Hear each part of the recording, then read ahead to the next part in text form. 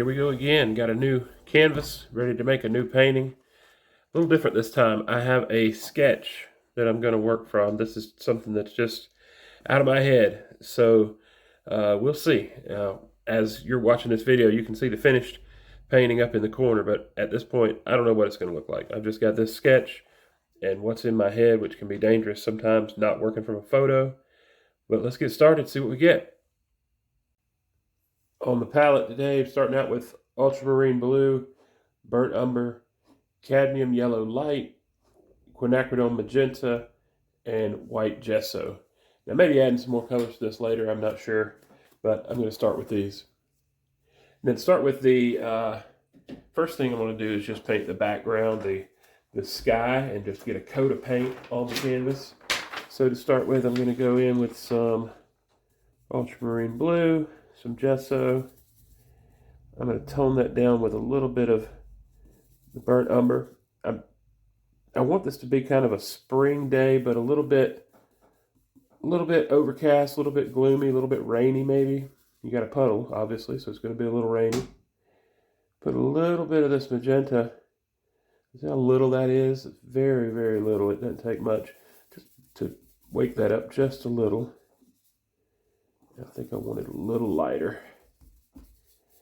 And I'm going to start off by just coating the canvas with this. This first coat is going to give us a good base to paint on. Got a lot of gesso in it, so it's going to give us a good smooth surface to paint on, but also sets the tone for the painting. I didn't make enough paint here, so I'm going to make a little more.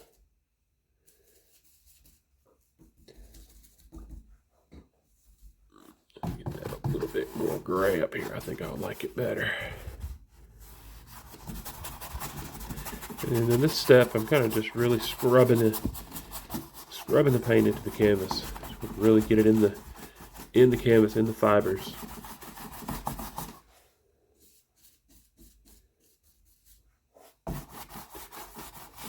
Now I'm going to have that sky color showing in this puddle in the bottom. So that's important that I have this color kind of similar to the top. Smooth it out a little. I'm going to dry that really quickly, and I may do a second coat. Okay, now that that's dry, I see it does need a second coat. It dries a little bit lighter sometimes. Light colors do. And I want it to be a little bit more gray, so I'm going to kind of do that just a little bit more gray. I'll put some clouds in here that's going to gray it up a little bit too, but that'll give me a good, yeah, that's a good overcast color.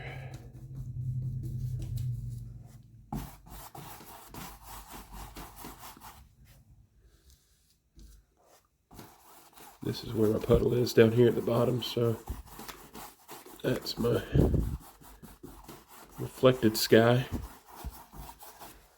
On this side over here, it doesn't matter as much. It's all going to be covered up, but 2 good coats of paint to give me a surface. Now, if you're going to paint along with me on this one, I'm going to put the sketch in the description, and I welcome you to try it. I don't have any kind of copyright issues or anything. If you want to paint this painting and sell 1 million of them, go right ahead. I can't figure out how to do it. Maybe you can.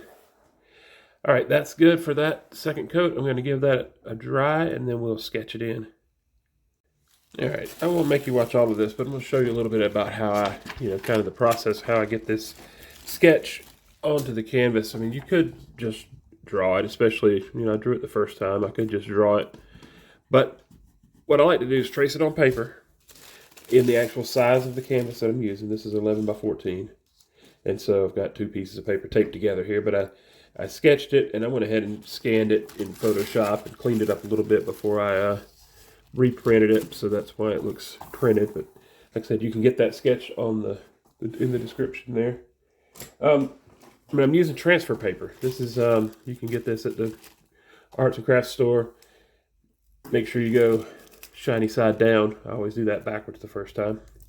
And then I like to use a mechanical pencil and just not even use the lead. I'll push the lead in and just use the tip of it to kind of rub the image in. Now, the reason I like to do it on paper is I don't want to trace the whole thing to begin with.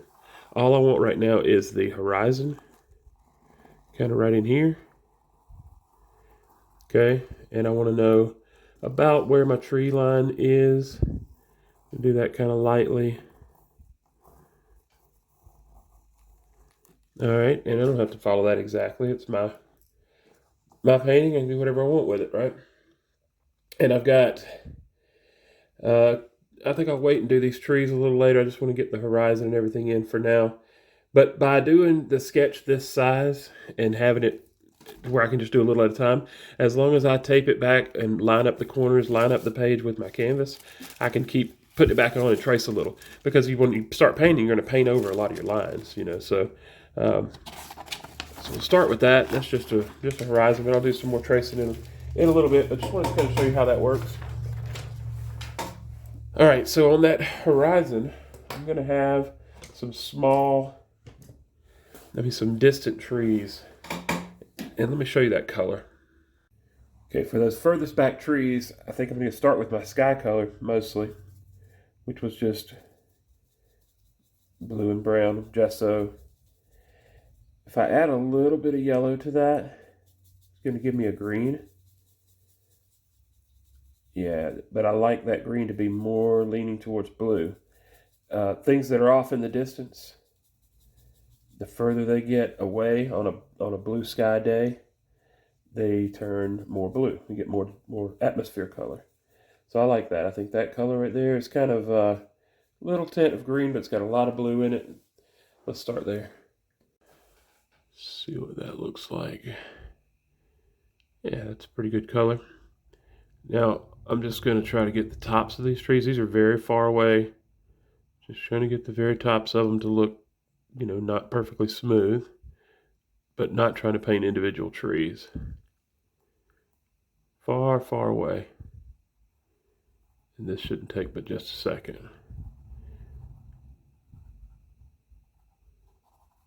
There we go.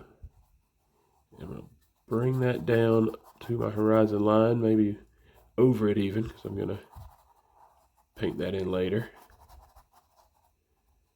All right, and as I move over, I'm going to get a little bit darker with the color. A little more blue, a little more brown, to kind of indicate that some of these are a little closer. A lot of times I won't show you every single time I mix colors. It's the same 4 colors, just different. A little more of this, a little more of that. This has got a little bit more yellow in it.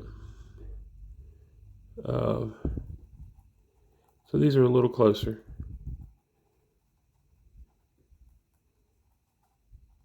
A little bit more green. Just going to bring that down in front of this. I don't want it to look like a mountain range, but it doesn't have to be completely distinct between the two. But these are a little closer, so I'm going to try to give them a little more character at the top. And this brush is just an old, chewed up dagger brush. It's not even good as a dagger brush anymore because it doesn't hold a point. It works really good for this. Sometimes my old brushes are my favorite. Right, I'm just going to soften that bottom edge because I know I got to paint over it. It's easier to paint over a soft line than it is a hard line. Okay, I think I like that. All right, while that's drying, I think I'm going to scratch in some clouds here. I've got that sky color, put a little bit more gesso in it, so it's just a bit wider. And the trick to this is I'm going to put the paint on my brush and just kind of try to get most of it off. And I just really want to kind of dry brush this in there. This is a soft bristle, flat brush. And I'm just kind of using the corner of it, making little circles. I want the top edges of these, clouds to be real soft. And it looks, oops, drop my brush. It looks really white when you start putting it on here, but there's a lot of blue in this paint. It's not pure white. But as the paint runs out, as I kind of sketch this in, scribble this in, as the paint runs out of the brush, I can start to just kind of scrub. See how that works? And it really makes those edges really soft. That's one thing people really struggle with acrylic paint, is trying to get soft edges, especially for clouds. That is the trick. Very little paint, dry brush, and just scrub it till it's gone. Alright, I'm going to do a few more of those. Only thing I'm really thinking about here is I want to have my, the road comes down the middle here, and my fences all point to the middle. So I want my clouds to do the same. I want everything to kind of direct you to the middle of the painting, if possible. These clouds are quick and easy. Okay, if you're spending too much time on them, they're not going to look as good. Just throw them in.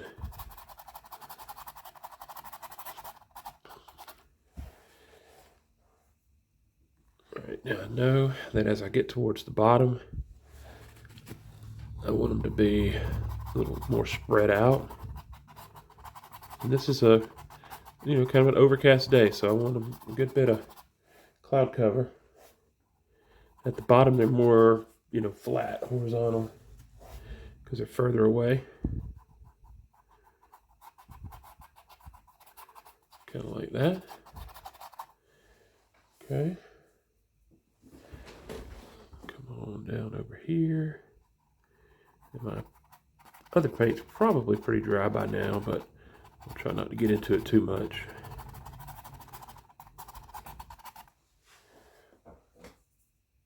Let's go a little bit bigger over here. First thing I'm doing is just, get the paint off the brush, put it on the canvas, and then when it's dry, you just rub it around.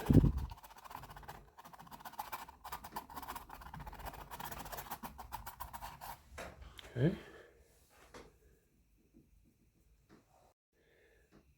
I have some videos of an art class that I've been teaching at my church for a few years, and it's just a kind of a community class. There's some of those videos.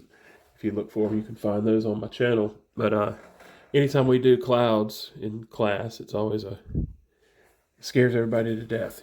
Clouds are so intimidating. They don't have to be, though. Just gotta care less. Just gotta care less about the finished product. All right, as I get to the top, they're gonna be just kind of less defined and kind of big. Kind of big areas. A lot of times, this kind of thing, I also just use my finger. Kind of use a finger and smear that around. Really not enough paint here to do that with. Just get some more off that brush.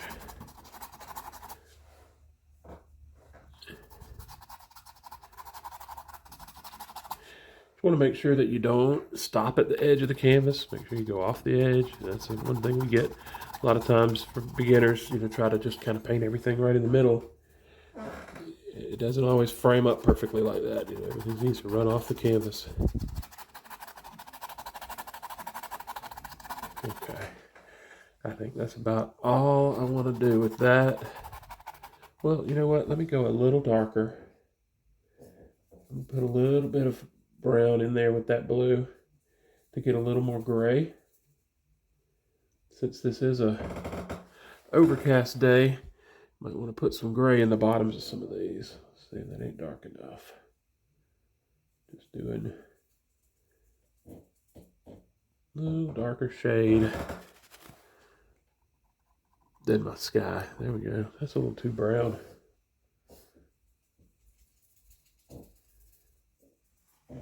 Let's try this one. Yeah. And then just kind of hit the bottom of some of these clouds. Now this is not 100% necessary, I don't think, but since it is going to be an overcast day,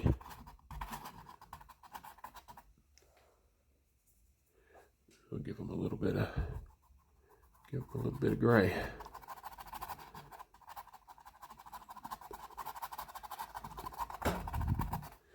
Not too much. Not too much, just enough to, just an indication. All right, and while I'm painting clouds, since I know I'm going to have my puddle down here at the bottom, I'll go ahead and flip this over and put some of those clouds on the ground. Let's do the same thing. This, just a little bit, so I've got a cloud here. I'm just going to kind of try to mimic that here. Upside down clouds. These are just going to be reflections in my puddle.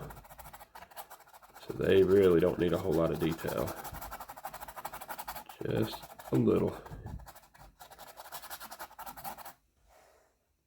There's a little bit there. There's a little bit kind of comes here. I don't know how far this puddle's going to go over, so I'm just going to make it bigger. Cover an area. Let's do some here, just so there's something there. All right, that's pretty good. Okay, back over. Next thing I got to do is put in some trees that are a little closer. So I'm going to make another color here. For all of my greens, it's going to be a combination of, you know, blue, brown, and yellow. So I usually start with the dark colors. But if you do 50-50 burnt umber and ultramarine blue, it gives you pretty close to a black. I don't want that. I want to go stay a little bit towards the blue side, and then I'm going to add in a little bit of yellow. That's going to give me a pretty good green. It's not a vibrant, you know, Kelly green like you would get out of a tube of paint.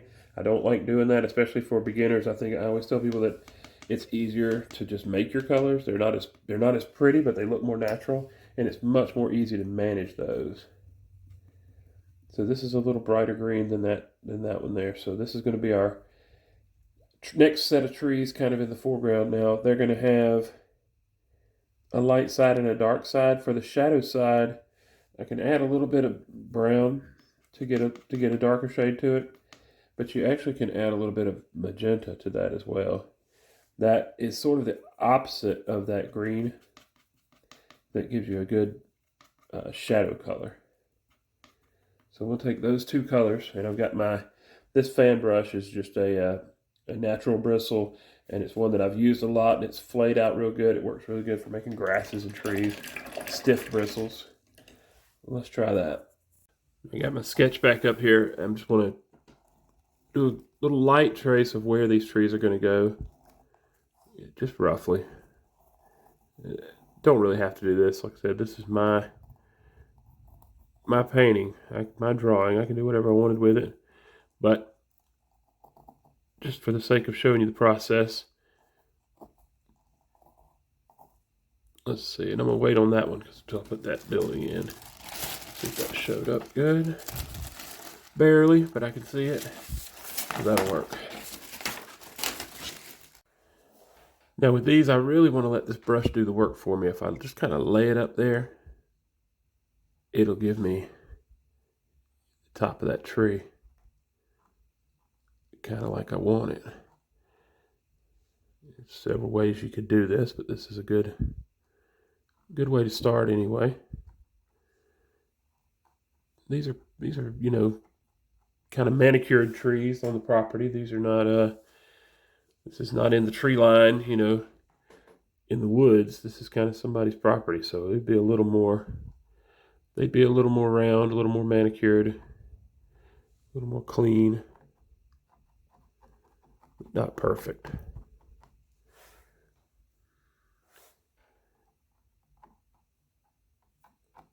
I'm going to leave a little bit of holes showing in there. That's important. Okay. This little one, I may have to go with a smaller brush. Maybe I can just use the corner. Up it a little bit here. Yeah, that'll work.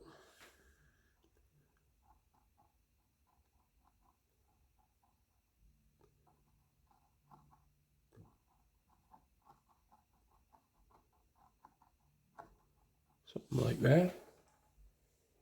And then let's see, there's one more. Didn't show up too much in the sketch, but it's kind of right here, behind the house.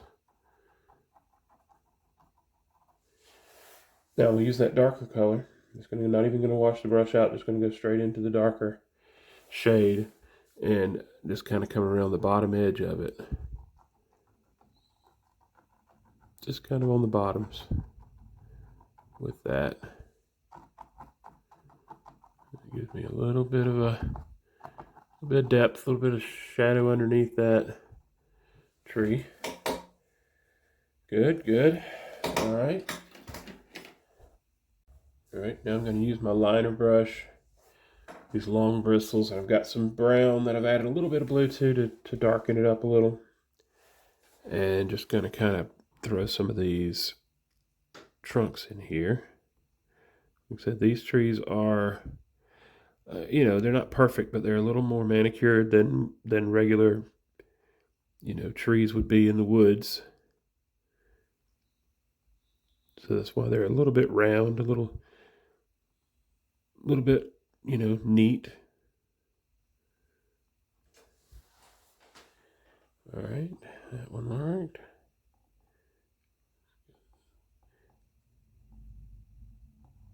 It's okay if it's off center just a little bit. That actually adds to it a little bit. Just put a few little indications of limbs out here. Don't gotta get too crazy with it. These are still pretty far in the distance. This one is behind the house, so I don't think the trunk's going to be very visible, but I'll go ahead and put it in there anyway. Some of this at the top will be.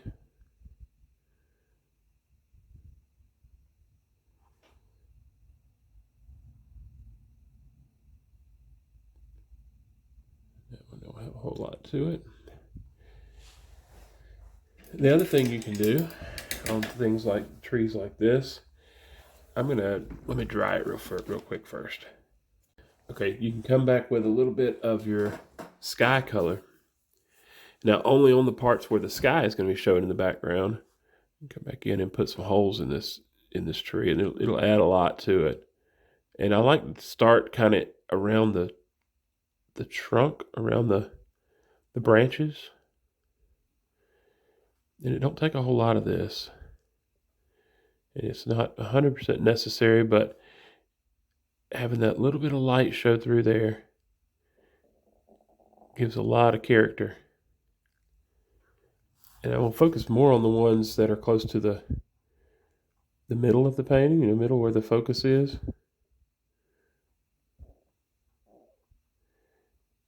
And when you're doing this, it looks weird to your eye. You know, you think that's kind of strange looking. It's got like white spots in the tree, but you gotta let it develop. You can kind of tap them a little bit to soften them. And then when you look at that from a distance, it'll look more right.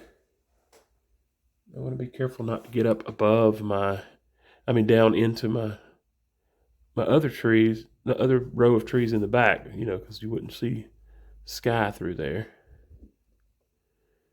Anywhere also at the top that looks weird, you can kind of clean that up. Okay, doesn't need too much of that, just a couple little holes there. I'll do just a few over here just to keep it going.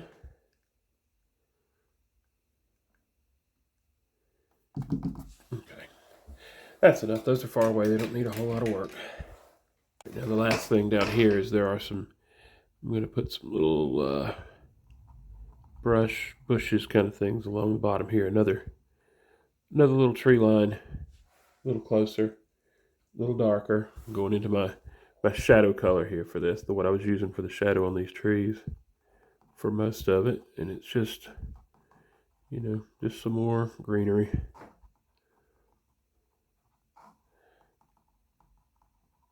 And that's the house over there, so let me get this a little more green.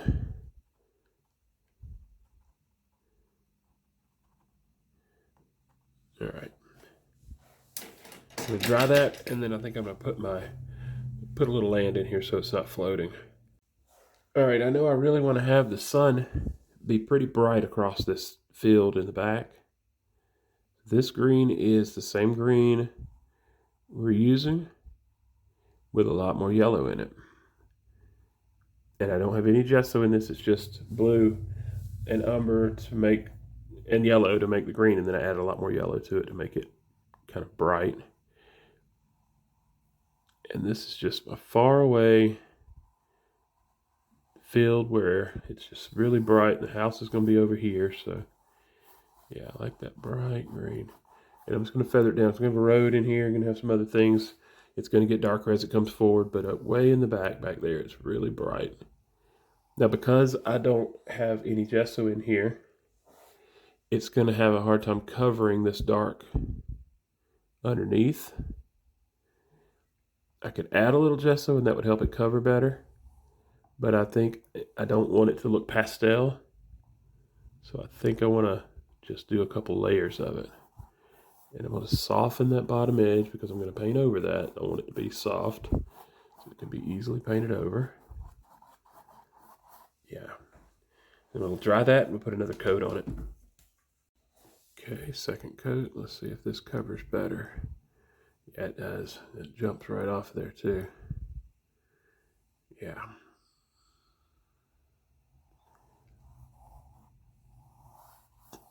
I like that really bright yellow. I don't mind having some streaks in there. I was ready to paint something, you know, warmer, some springtime. I've been painting a lot of snow lately. And I'm here in east central Alabama, so we don't know what snow looks like. We don't get snow. We actually last night had a dusting. This is mid-January, the time of this recording. And last night we had it was the smallest, lightest dusting you could possibly imagine. So we woke up with a little bit of white on the ground this morning. Probably all we have for the next year or so. So I like to paint snow because I don't ever get to see it, but I've done so many snow paintings lately. I had my mind set on doing a spring scene, and then we got snow. So whatever. Trying to get that to cover good. Okay, that's good enough. Let's start there, and we're just going to move forward. Okay, so I went to trace in my building here, and I realized that I got one of my trees out of place. This one is in front of the building. I should have waited and put it in later. But there's another one that's kind of right in here behind it, and I didn't see that when I was sketching it, but that's okay. I'm going to add it now.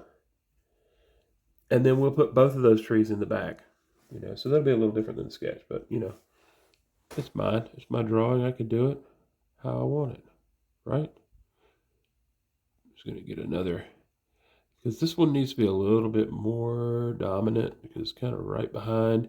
And we'll do it a slightly different shade. It's a little bit more gray. Maybe it's a different kind of tree. Yeah, that's a good first coat. I'll dry that and do some more. Okay, I think after looking at it, I think I want to give it a little bit more of a highlight, a little different shade of green than the others, just to kind of differentiate it a little bit. Yeah, and then that bottom, get it pretty dark.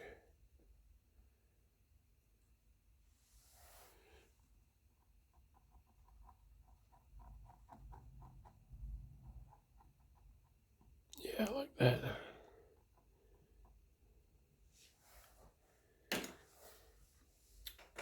And with it wet, I can take my knife if I want to and scratch some limbs in there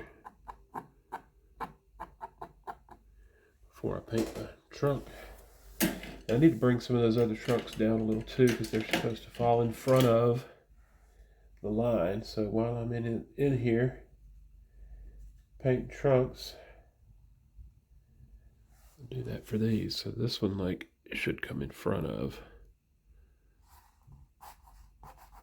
Yeah, like that. That's going to be behind the house.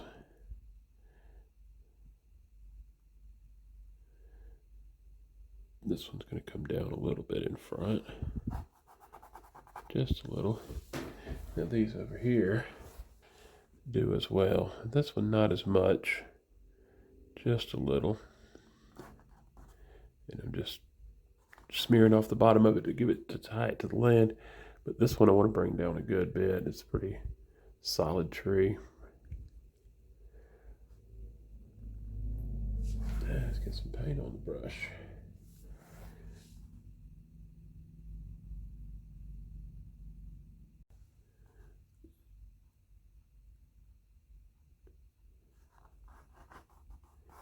Yeah, about like that. All right. All right, I got my little farmhouse sketched in, and then I painted it with gesso, and then sketched it again, because, you know, you lose those lines. So I got a couple coats of gesso. So I'll start off with a blank here, and let's, really at this point, it's going to treat it like a coloring book. I'm going to block in the colors, and I think I want to start, and I've zoomed way in on this, so it's really small, so it may look rough this close, but I think I'm going to start with the roof. I think I want this house to have a rusty roof. Yeah, a lot of these old farmhouses have a tin roof. For this color, and I'll try this color out and see what it looks like, but I've got a little bit of, I added a little burnt sienna to the palette. At least for the first coat, I think I want to try this out. Try to get my brush strokes kind of going down, and this is very small. And I would typically pick this canvas up and hold it to paint this really small stuff, but that makes it hard to film.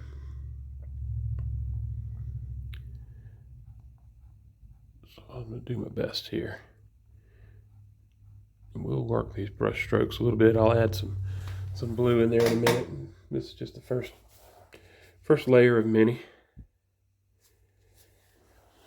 One tip when you're doing these structures like this, the lines don't all have to be, I mean, this is an old building, right? Old rusted tin roof. Doesn't have to be perfect, you know, every single line. The roof can droop, you know, it can have different things. But you want to have some really sharp points, especially out on the tips like that. It's something that beginners struggle with, is to, you know, especially on something small like this, you tend to paint over it and try to get the line smooth, and you end up making it bigger and bigger and bigger. Those points way out on the end need to be pretty sharp. And so for now, I'm going to just paint them in. They're not going to be perfect, but I'll go back with a smaller brush a little later and clean those up. This one gives me a pretty clean line. This is just a little porch. Now I want this house to be white, not that white. I'm going to make it kind of, get a blue, get a white that's got a little blue, a little brown, give it a little bit of a shadowy blue, almost like my sky. Go even darker than that. The side. And my light is coming from upper left. So, so I definitely want this side to be in shadow. I know I'm painting over my sketch, but I think it'll show through enough.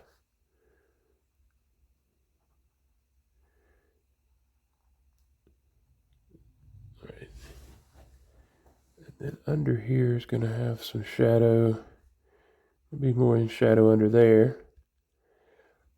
But the surface, the face of the building, will be more white.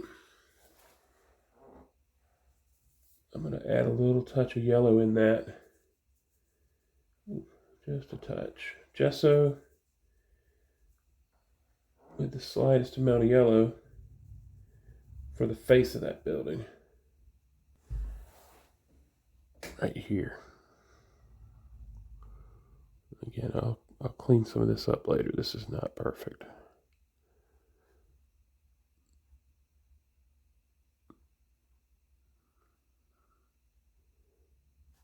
Just want to make sure it's nice and bright on the front.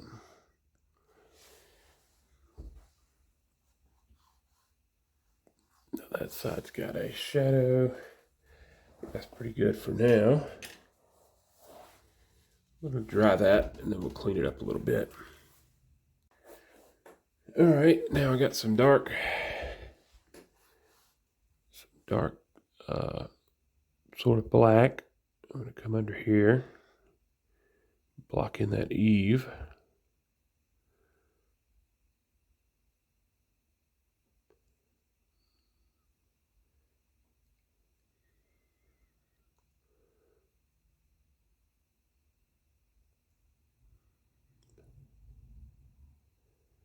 That's pretty dark. And then some of these doors and things.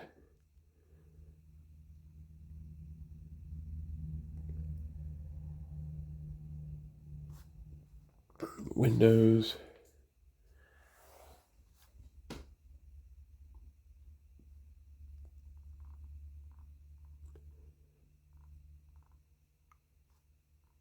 I am going to have another tree right in front of this. So some of this will be hidden. Right. Put a little bit of gesso in it so it's not quite so intense, because this is a shadow part here too.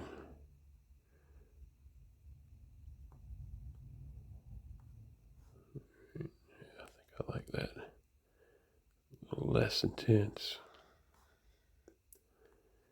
Okay.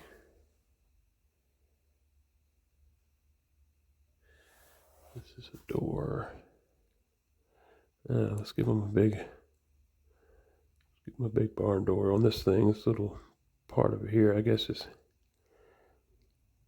we can just have it kind of be like an added on part where they could park some stuff. I don't know. I'm gonna get a little bit of blue. See what it looks like to put a little bit of blue in this roof. Kind of pull some of that down.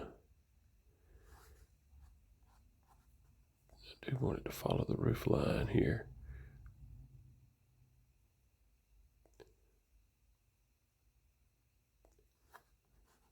That is that rusted tin look. It might work good now that that's on there.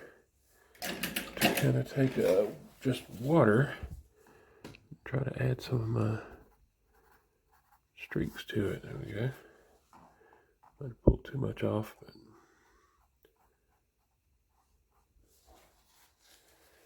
yeah, hard to get. Hard to get any kind of detail in this if it's so far away. It's okay.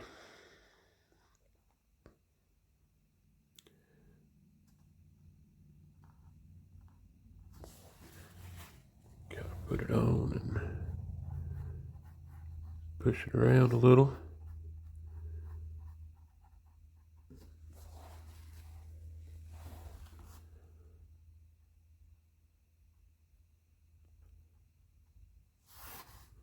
We can get some real fine lines, that might help.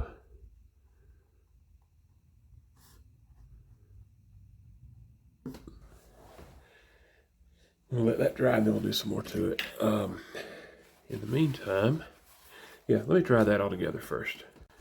All right, I think I want to make this dark side a little darker now.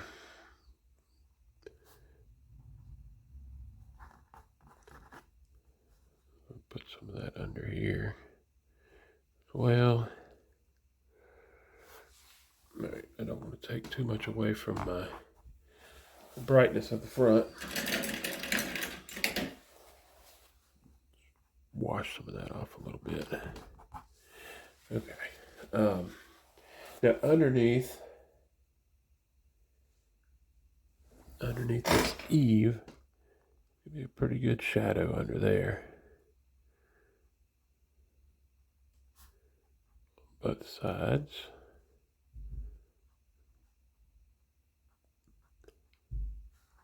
Okay. Go ahead and do it under here too. A little more. That one, that's a little too dark, I think. Let me go back and add some little character to that. I don't get too carried away with the detail on this.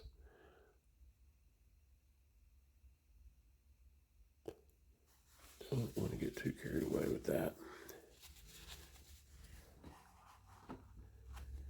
Just a tiniest little amount.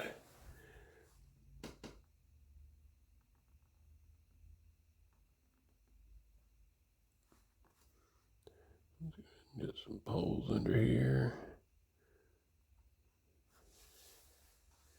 If that eave's going to be white, maybe this one needs to be too. Separation there.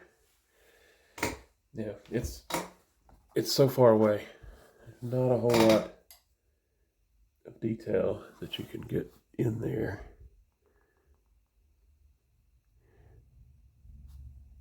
What I might do is just put a little there. Come back with water. See if I can pull it down a little. Yeah, I gotta let it wash down a little.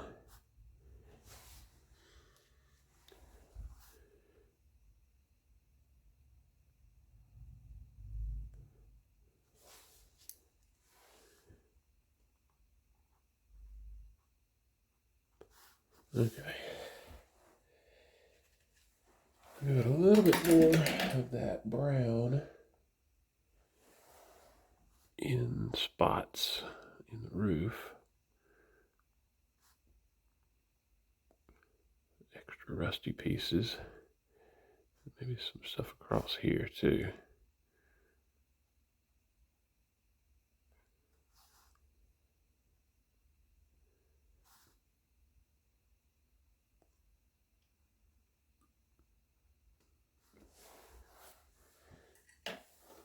And again, with my water.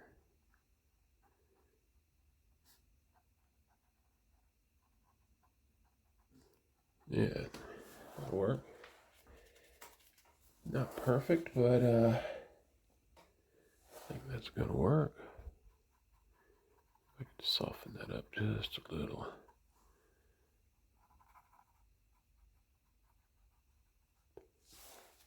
Okay.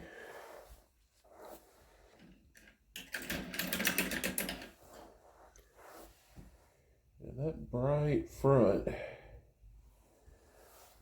need it to really be bright.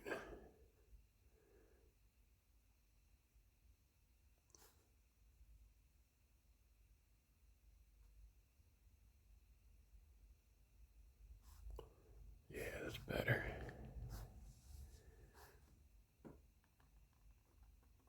Yeah, okay. Now, it looks rough this close, zoomed in that much. But let's zoom out now.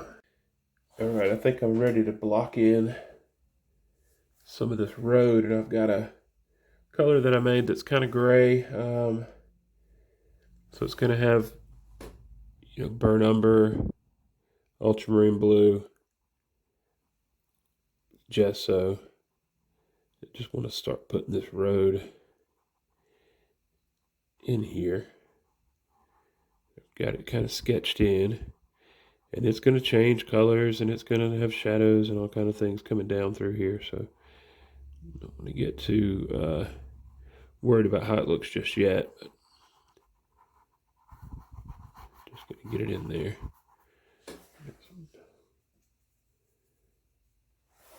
As it comes closer, it's going to get a little darker. We may have to lighten it in the distance because this is pretty dark already. Now this is my puddle up front, so I'm going to avoid that for now. I'm just going to put in the stuff around the outside of it.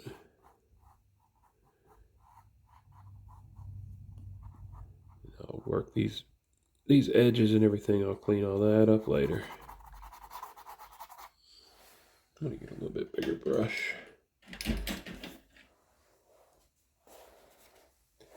Alright, and yeah, so this is just blocking in. This is just the underpainting for this road.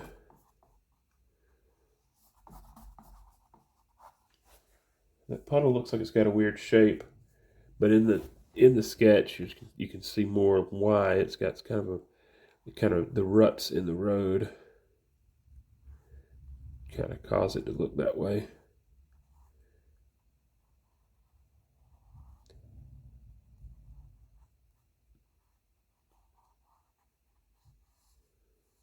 All right, just gonna get some of this blocked in. At this point, I think that's what I want to do, is just kind of block in the rest of the painting, the big shapes.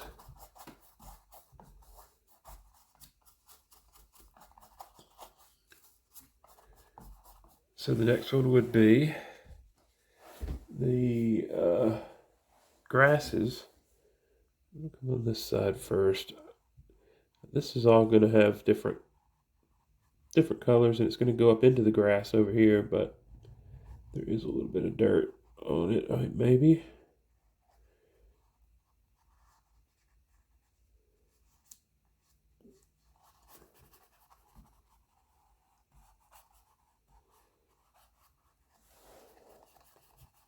Just soften that a little. Okay, and now I'm going to get some green. I'm going to start with blue, brown, yellow, and going with just a darker shade of that green. This is very loose. Just going to throw this in here. Make something out of it later. Just that it gets darker as it gets closer.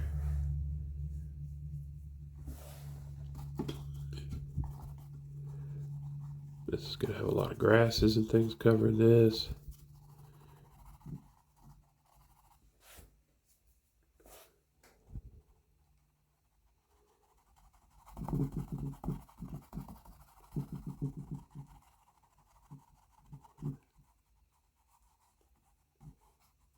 Okay.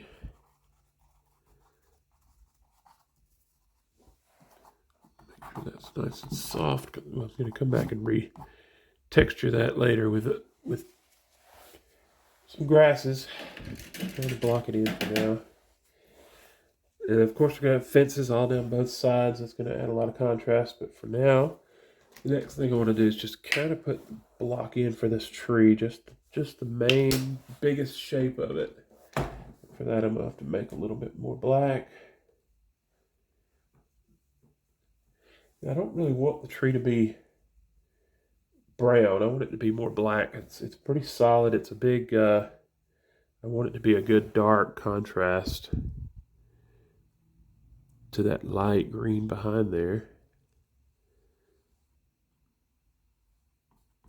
But this first coat will be kind of thin. We'll have several.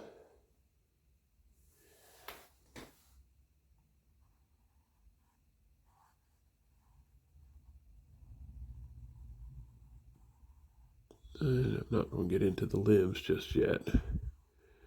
Just the big shape. All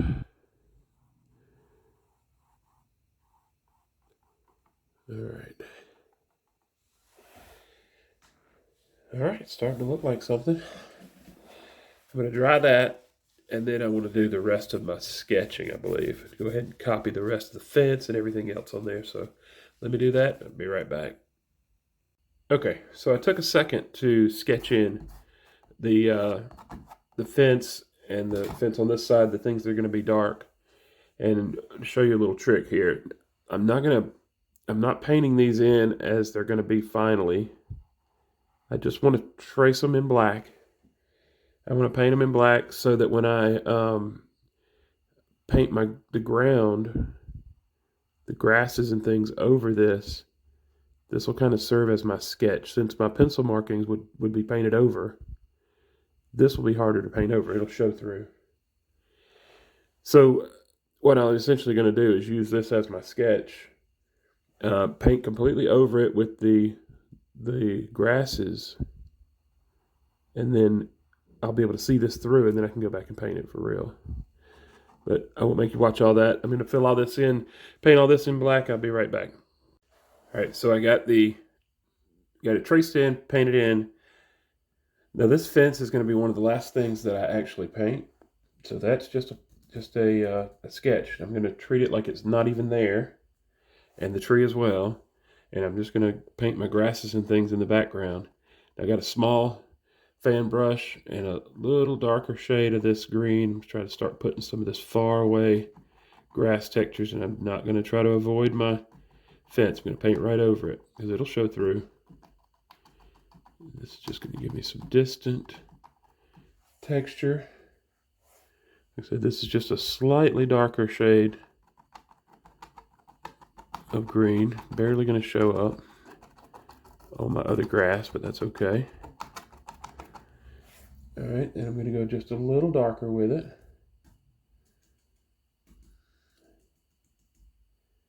And this green is the same green I've been using. It's going to be, ultramarine blue, burnt umber, and add yellow to it to lighten it. It doesn't have any gesso in it yet.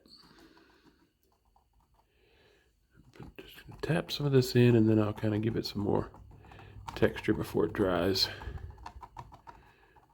Make sure I come all the way out here to the road with some of this. Okay, I'm gonna switch fan brushes and go to my little bit bigger one that's got some more bristle to it, and just water, just kind of wet brush while this paint is still wet. I'm just going to kind of tap that around. This is far away grass, so it's not supposed to be tall. Just want the texture of it. I'm going to paint this road too, so I'm not trying too hard to avoid it either. Alright, coming a little closer, and we'll keep that brush and go back with my darker paint. And the way you want to use this, and some people will kind of flick upward to paint these, but when you're doing it a lot, it's far away, it's easy for me to just kind of tap downward. I kind of start at the top and just kind of hit the brush down like that. And you can do that quickly and just use the tip of the brush, and it'll give you the grass texture you want. Not really trying to paint individual blades of grass, just texture.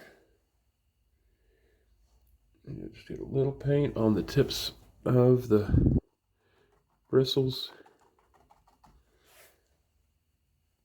and tap, tap, tap.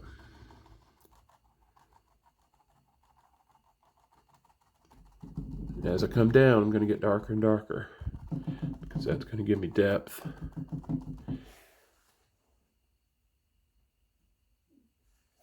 Let's see.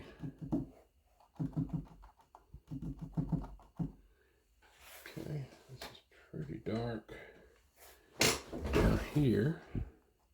I'm going to do some more detailed stuff in here later. This is just first layer of texture. Get a little more brown in that as I come down. Now down at the bottom here, it's almost black. Pretty dark. Letting a little bit show through, because that's going to, if it's solid, it won't have any texture. And like before, now I'm going to wet my brush, try to get a lot of that water off, and then just kind of gently, where it needs to be kind of blended, that's where I'll come and kind of just wet brush and kind of let it blend a little without ruining my texture.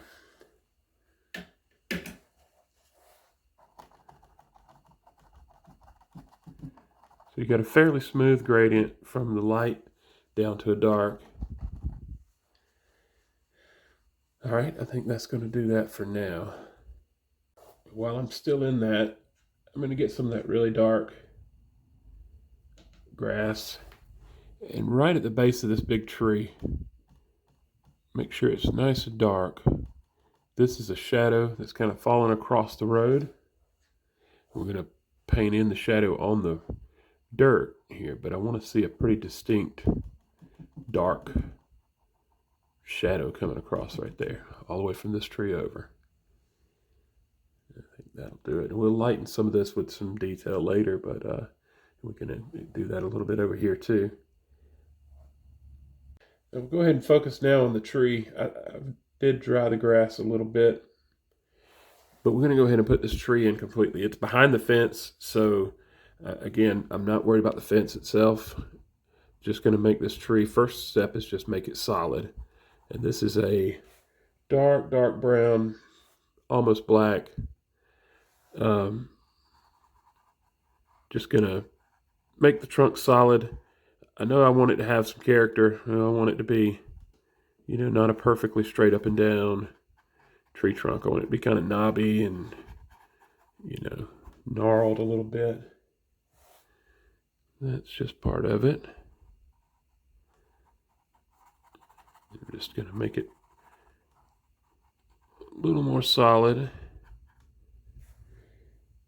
before we start putting any limbs on it.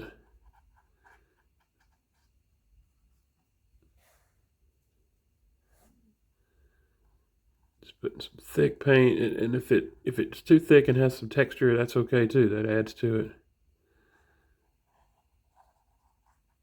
That's about as much as I want to do with my flat brush. I'm going to switch over to my liner. It may take another coat of that on that trunk to make it solid. So let's see. Let's go with the liner brush. And start rolling some of these limbs in.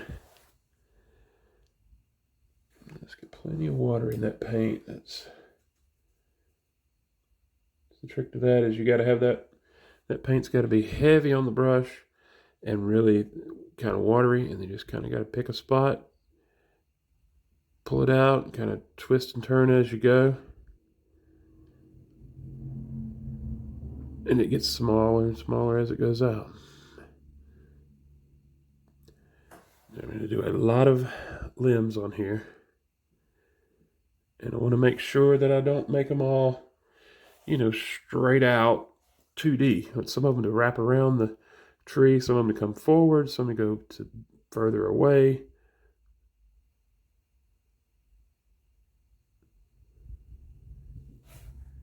It's a hard thing to do, to make something look random. That's what I want. Let's see. This side needs to be a lot more full.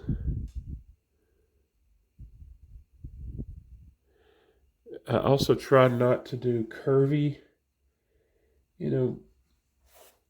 S-shaped. When I'm doing limbs, I try to make them kind of sharp edges most of the time.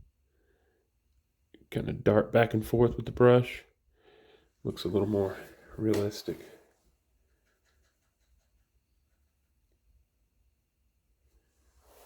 Let's see. You also want to have some that go behind other, don't avoid the don't avoid each other with the limbs.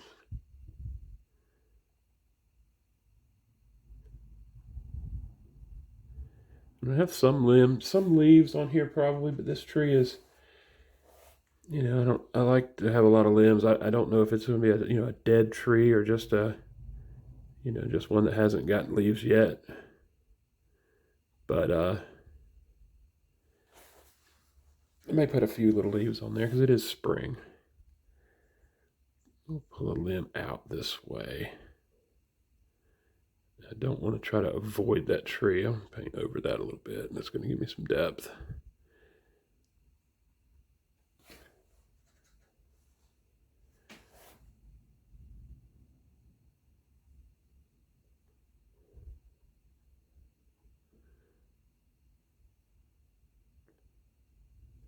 Okay. Some little small limbs wouldn't hurt either.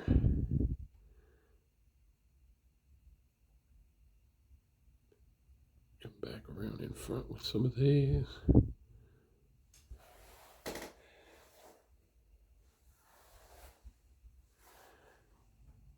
Trying to get my hand where I'm not in the way of the camera. That's I think a little bit more challenging.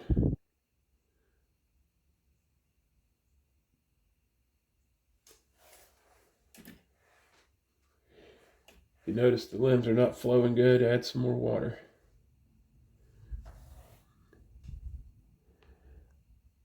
I'll clean this trunk up just a little bit, just to get that edge. I want it jagged, but I don't want it too soft. Get a hard, jagged edge. Okay. Let me get this top. All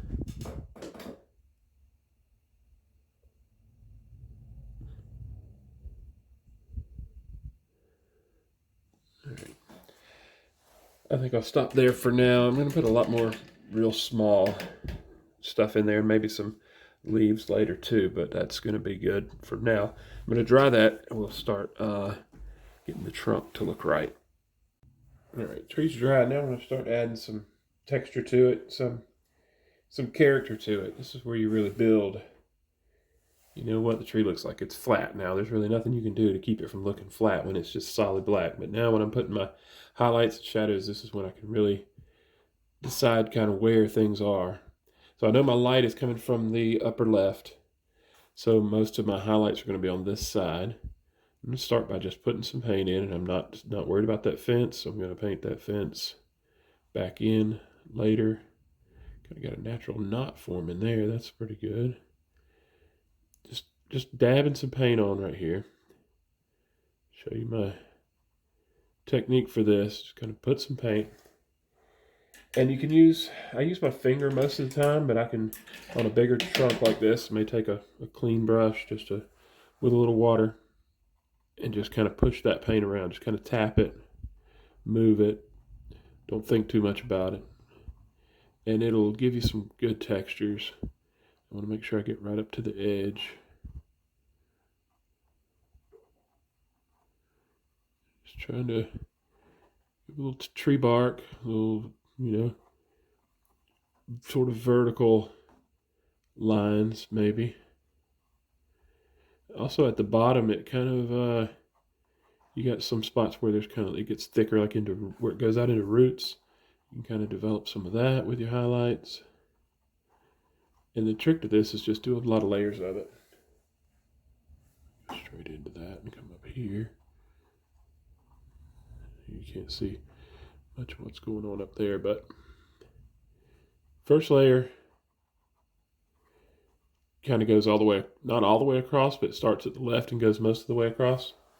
And I'm going to dry that. All right, second layer. A lot of the same. I'm going to go a little bit lighter with the paint. And this time, instead of going, all the way across, or, most of the way across the tree from left to right, I'm just going to do a little less, do about halfway this time. So put a little paint on there. And then push it around. Let this be kind of a highlighted area there. All right, back to my little flat brush with just a little water on it. I'm not going up into the limbs just yet. I'll get there in a minute.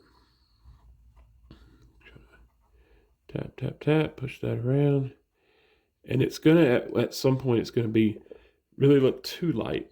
It's going to be like it's got too much highlight, and that's okay. I want to go past the point of the highlights that I want. And then I'm going to show you how to use that.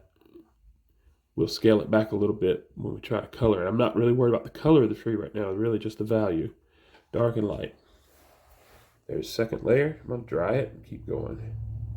All right, third layer, even lighter.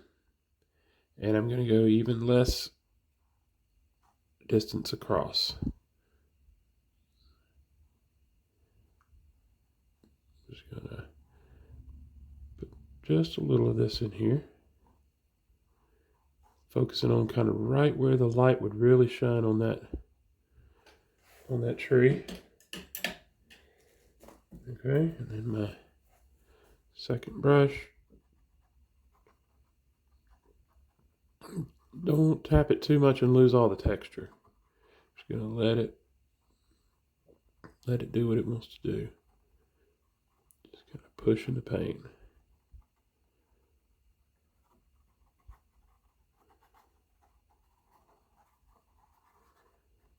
Okay. That's probably about enough of that. Okay. Again, I'm gonna dry. All right. Now this one is almost pure gesso. It's very, very white, and I really just want to do the very edges,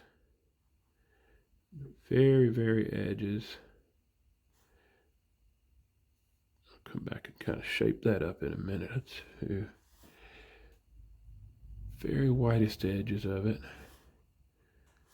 Okay. And last one. And that looks weird. It looks too white. It's like snow. That's not how it's going to stay. Okay. Just a little smoothing out.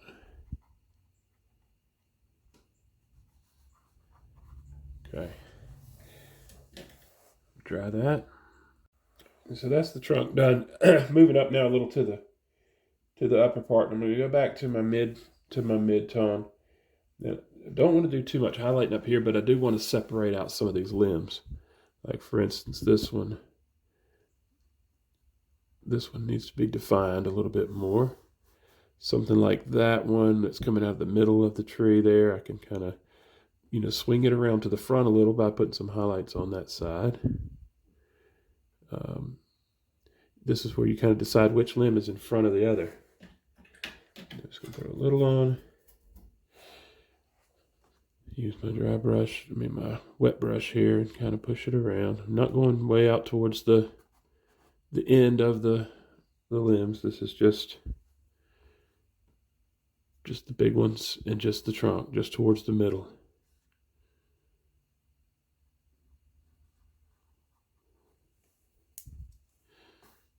On, tap it around. This doesn't need nearly as much attention up here as the trunk did, because I really wanted to catch the light on that trunk. And by leaving some of them dark without any highlights, that pushes them to the back. And if I want one to come in front of the other, it's just a matter of just giving it a highlight. All right. This is behind, so I'm going to cover that.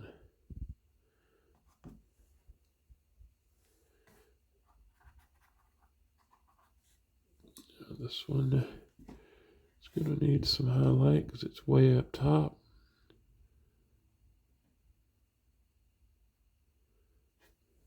Okay.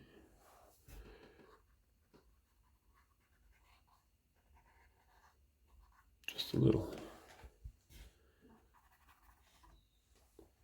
All right, this can be, I'm going to put some more small limbs on here later, but okay, I think, let me just clean this up just a little.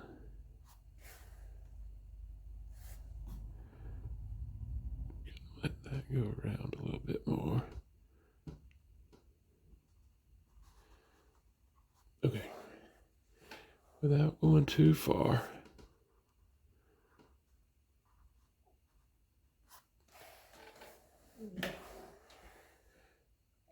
I'm going to dry that, and I'll show you how to color it. Okay, this is very dry. You got to make sure it's really dry before we do this next step.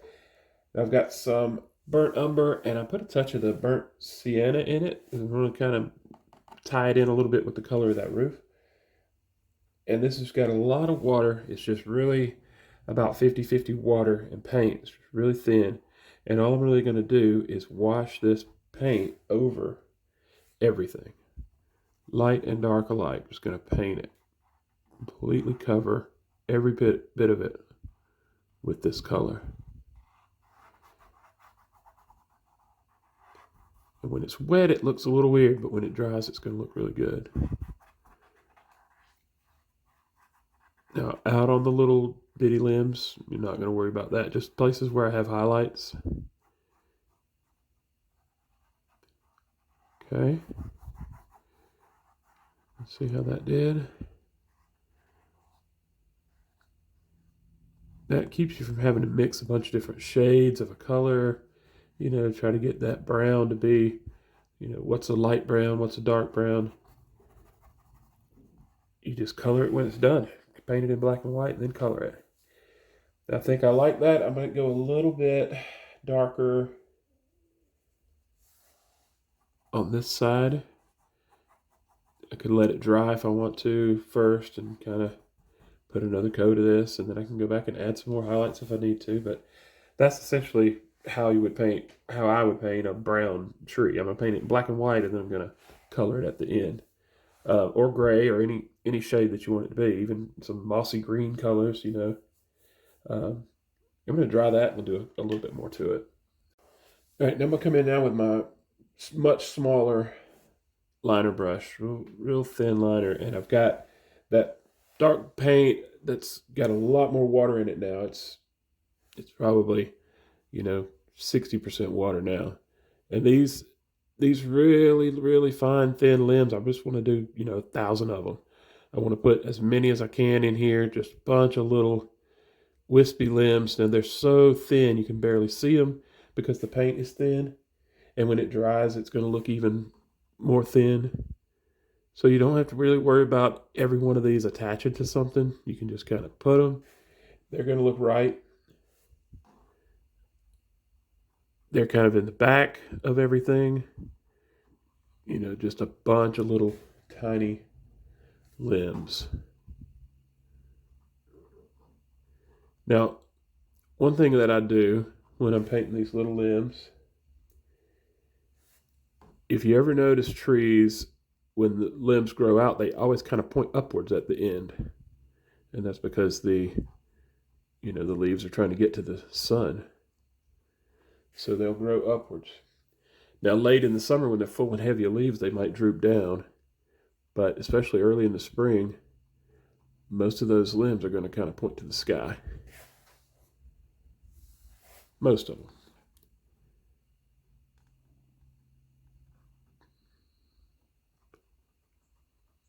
All right. Now I'm going to take a minute to put a bunch of these in. I won't make you watch all of that, but this is just more of the same. All right, I got those limbs in, got them dry. I think I'm going to try, it's dry, so I'm going to try this out and see what it looks like. If I don't like it, I'm just going to wipe it off. That's the good thing about acrylics. Now, I've got this mid-tone that I was using for my grass, this green, and I'm just going to try to make some tiny, just some little indication of some brand new budding leaves kind of out in here.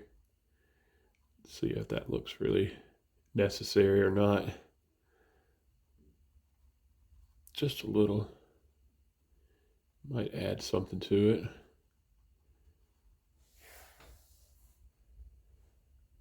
it. Maybe too much paint. Not really trying to attach these to anything. Just kind of going to cluster them here and there. Especially out here on the end. I'd rather them float, kind of. Pick some spots where I have some contrast underneath. Yeah, it's working okay, I guess.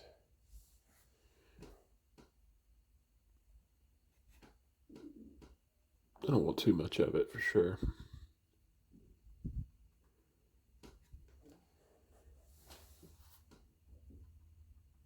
Get a little lighter shade of that. This is my lighter grass color. And yeah, just a few lighter ones in here too. I think that works. It's spring. It's barely got anything on it yet. Maybe put a few over the trunk here. Not too much. Okay, so I have captured, light from the left. Got, a little contrast in the sky. I think that's good for the tree. I can always come back and add some to it later if I need to, but I think I'm going to go ahead and move forward, start working on this fence. Now for the fence, the first thing I've got to do is put it back in. It's in front of the tree, and I have, painted over it with that tree. That's okay. I'm just going to put it right back in front of it.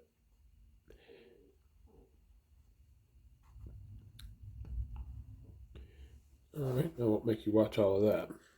All right, I got my fence painted back in black, or, not black, but close to black as I'm going to get, just mixing blue and brown. All right, and then I'm going to go back with my mid-tone that I was using for my trees. And I got my grass brush again. I'm going to try to get some textures. These bristles are so wild, I may not be able to control them, but I'm just going to try to get some wood grain texture in here. Just a little. And we're still going to put some highlights and things on here. This first step is just texture. Yeah, that's working. And just on these main ones in the front, some of these down here are so dark, they're not going to need a whole lot. Maybe even a little that way.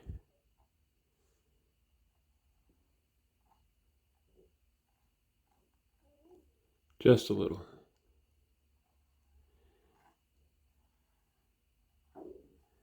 I'm going to let that dry. Clean it up a little bit, but that looks rough right now, but let's let that dry. I'm going to dry that real quick, and then we'll start on the shaping. All right, now I want these to end up being gray, more or less, but I'm going to treat it like I did the tree. I'm going to highlight it, and then we'll worry about the color at the end. I know I want to catch a lot of light on the top right here. And this is a little different than the tree in that they're cut, they're a little cleaner.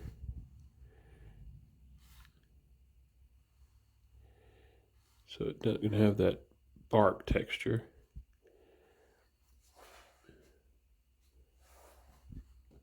Put a little on the top here, and on that left side.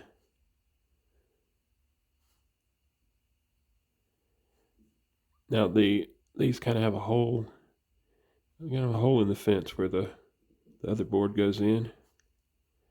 If you're familiar with those kind of fences or not, but just kind of drawing that in a little bit.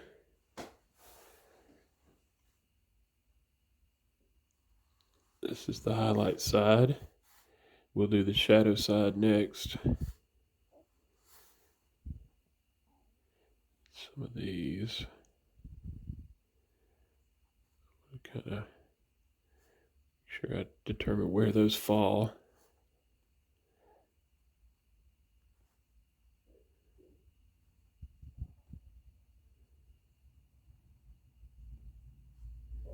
I'm not going to go too far down with it. Maybe this next one. That's probably about it. Because those are not going to be,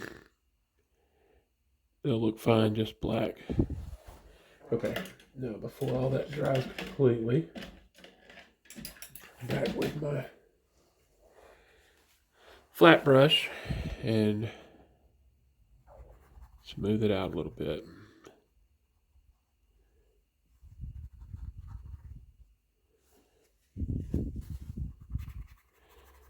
This has a little water in it, so it kind of reactivates that paint if it starts to dry, but I want to keep the top edge clean. Pretty clean. That one's pretty dry already. Let's see if I can wake it up a little bit.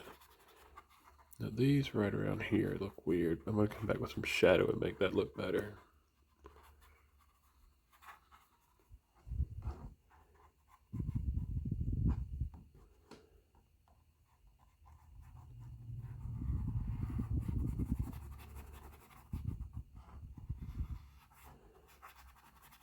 Doesn't take much to get that wood grain look.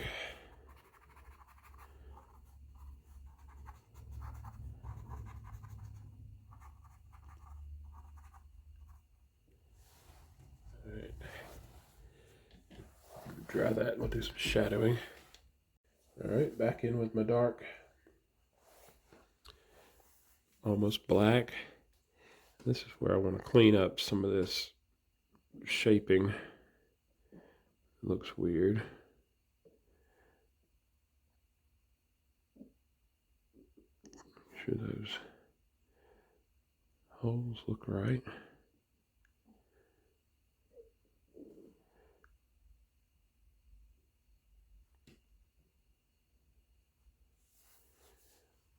All right, and the back side of everything.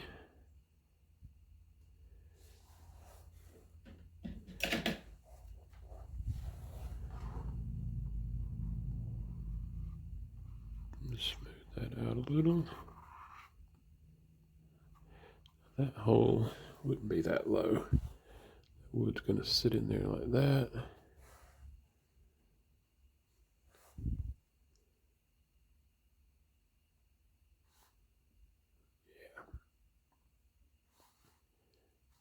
Right, under the bottom of this, you're going to have a good bit of dark side, especially the ones on the bottom. I kind of want to focus on where there's contrast. Look, this one right in the middle here. I like the dark coming across that light tree in the back. I like that contrast, but also the light part coming across the dark part of the tree looks good. So it gives us good contrast both ways. I want to make sure the bottom of this is nice and dark. The top is nice and light.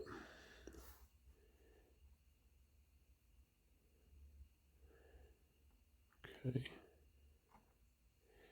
And most of these are going to be pretty dark at the bottom just because they're going to have grasses and stuff there. This back side right here.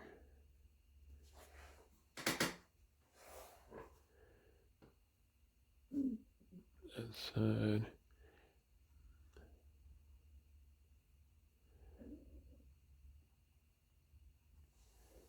All right, I think that's pretty good. Dry that and I may color it. All right, I kind of like the color. It's gray, but I'm gonna try to add a little bit of this. I got some green, some of that light green. Try to add some of this mossy green looking stuff to it. That's how that wood gets sometimes. It kind of gets a little bit of a green tint to it. I don't want to cover up my highlight too much up here. Barely gonna see that, and I can wipe it around. Just gives it a little hint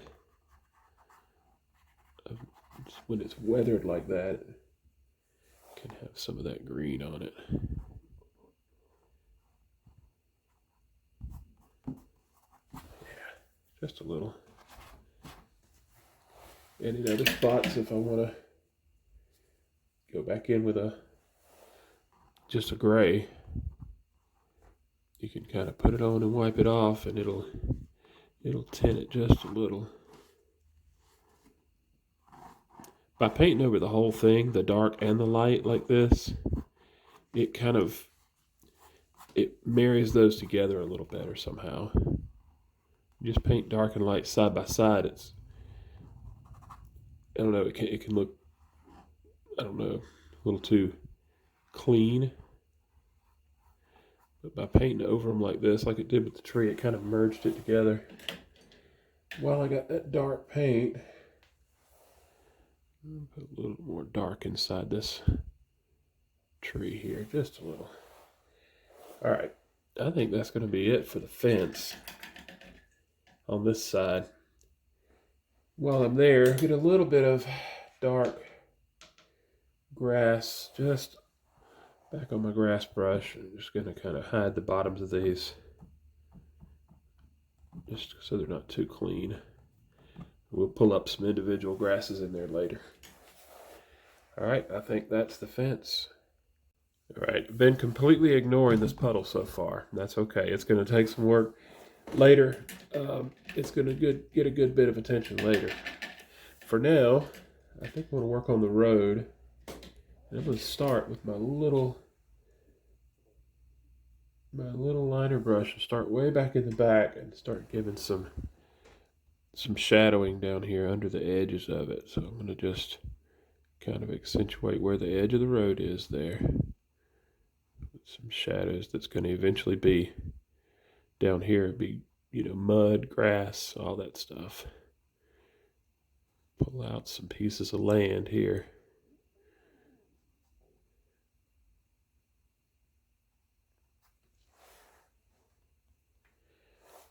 You got all this grass here, but there's going to be a lot of mud. The edge of the road is going to have rocks and mud, typically.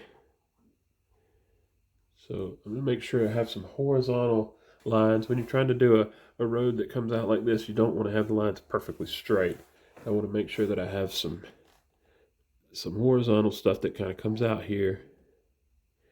And this green may not be the right color for it. We're going to have some grasses and stuff, but I'll do a little more of that over here later. But for now, well, I got this little brush. Really wanted to focus on the far away part.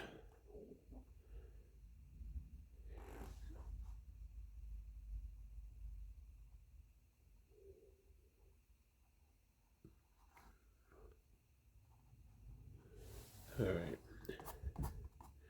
There's going to be a shadow across here, so I'm not going to worry too much about that. But get back into some of this lighter green. And I want to get that little bit of, whoa, that's way too much paint right there.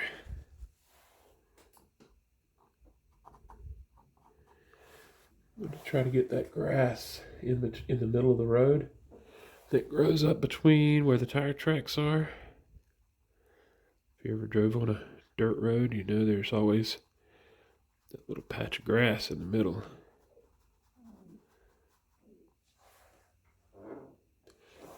It's going to get darker as it comes forward.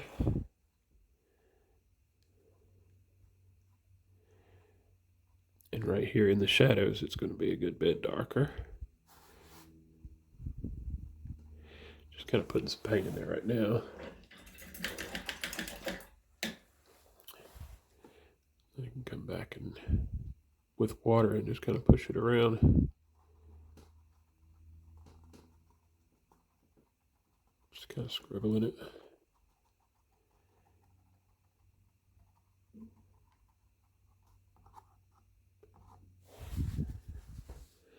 Doesn't need to be too distinct far away.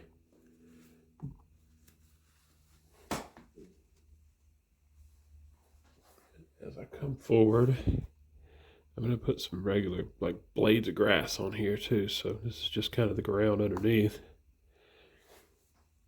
And just little patches of green here and there. It's going to indicate where there is some grass later. Okay. I think I got a little too wide back here. Just take a wet brush and kind of get some of that off. Yeah, that's better. Real thin back there.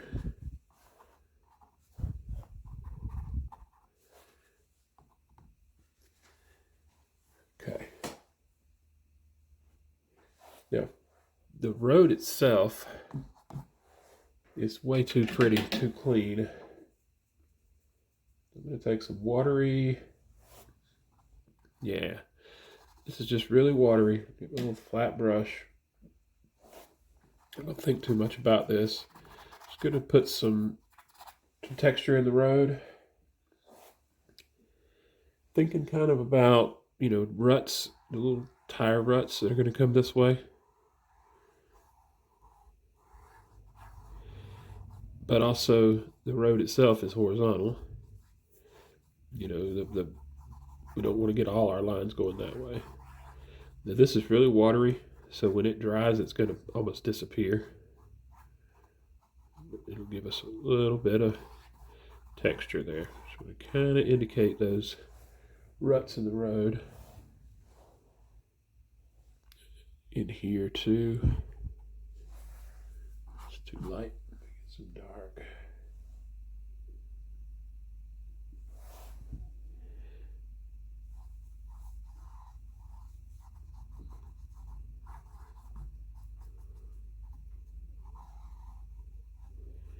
This is really, really watery. And this is ruts that are going down in this puddle, coming out of the puddle.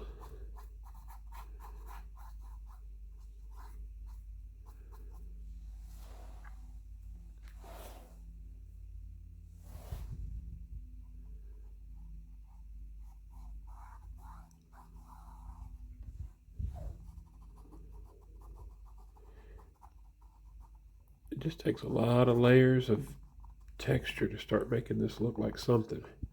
To begin with, it's just going to look like, you know, a mess.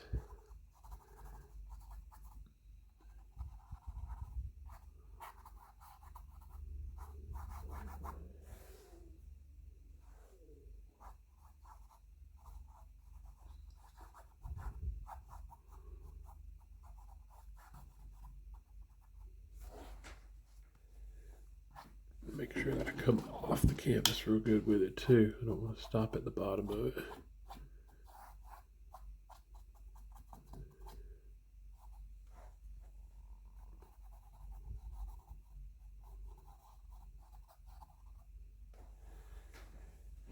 Okay, while I'm in that watery shadow color, that watery stuff, I'm gonna come along the edge of here with it.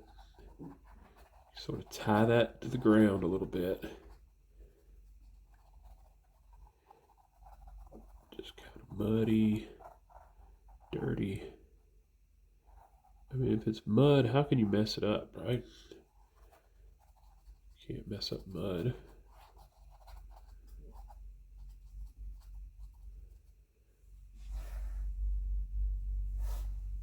Same thing over here.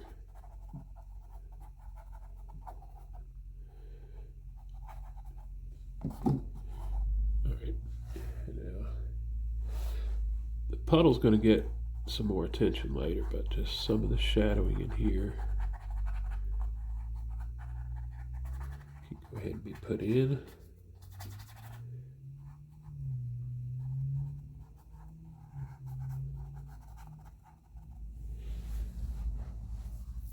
Alright, I've got that dry now, and I've added a little bit of blue to my gray, brown, whatever this mud color was. And I'm going to try to put the shadow in from this tree. So we got a cast shadow that's falling across from this tree, and it's going right across the road here. So we're going to have some lines that kind of fall from it. I don't want to be solid. I want it to have some holes in it, but it's definitely horizontal.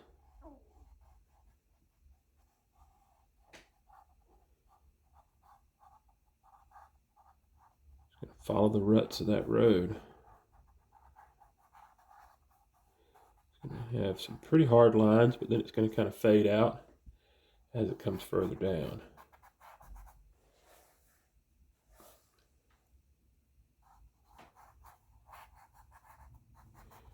Trick is making sure you leave some of that light showing through it. See how that gave it a little shadow. So what I like about this puddle, we're going to have reflections in a minute. So when you do reflections, they're always straight down. You know, reflections are exactly a mirror of what's above there, but the shadows go across. So that creates a cool thing to me. It kind of shadows are going across and reflections coming down. All right, is that enough?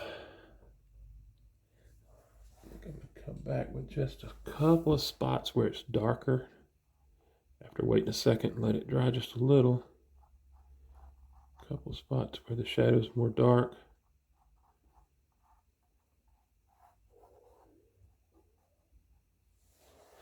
Yeah. Okay. And now my grass, it's darker here and darker there, so that continues the trend of that shadow. I do have a few places where I need some shadows though. Let me get back in my dark green grass. Because some of these poles over here are floating. They need some shadow.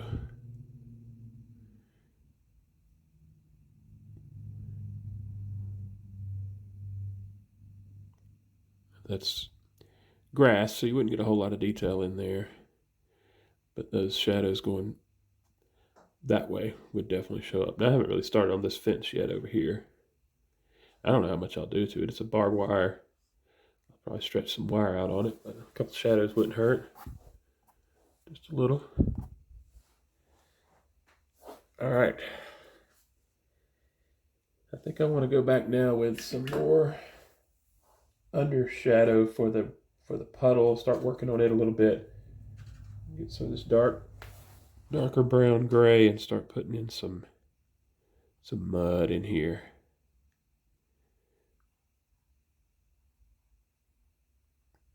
Especially underneath there, maybe a little darker even. Put a little blue in that, get it a little more towards black. Kind of establish where the edge of the water is here. Can't get my color right.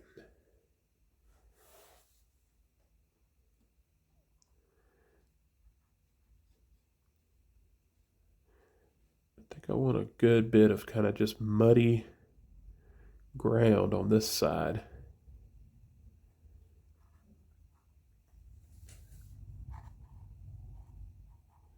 Pushing out into this puddle.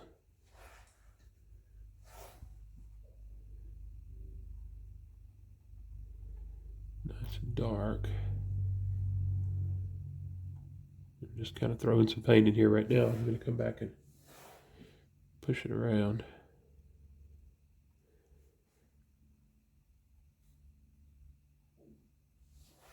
Go back with my flat brush. See if I can make this look like something.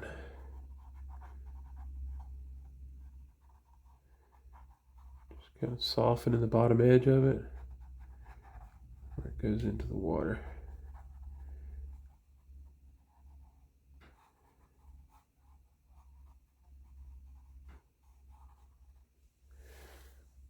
A little too far, that one. I don't want to lose my water too much.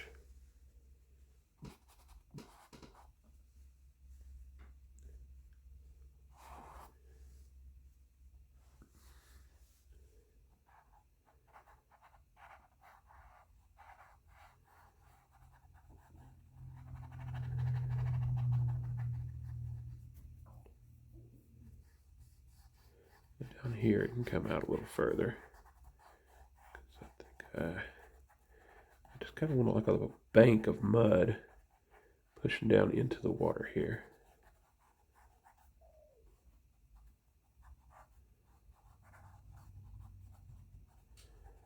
May take a couple of more layers of that.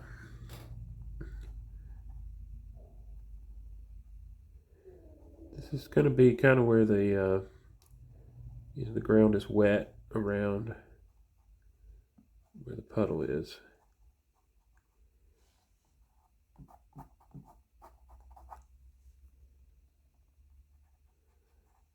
Kind of muddy.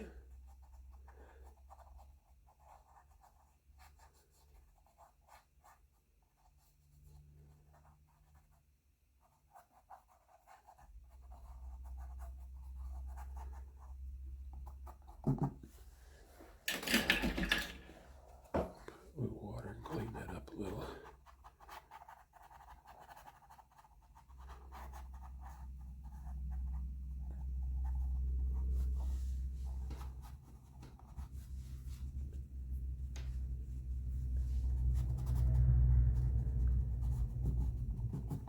Just kind of sometimes you just got to put something on there and see how it looks.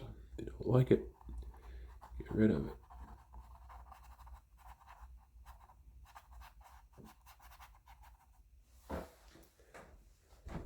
this working a little bit better. I want it nice and dark up here. It's not dry yet. I'll have to dry that and come back and darken up those edges. All right, now that that's dry, kind of get this a little darker now, just at the very edge. Yeah, I think that works. And what about the bottom?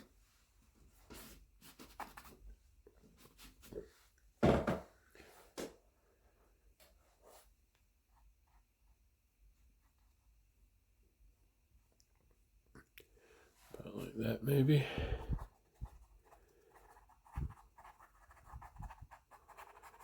Okay.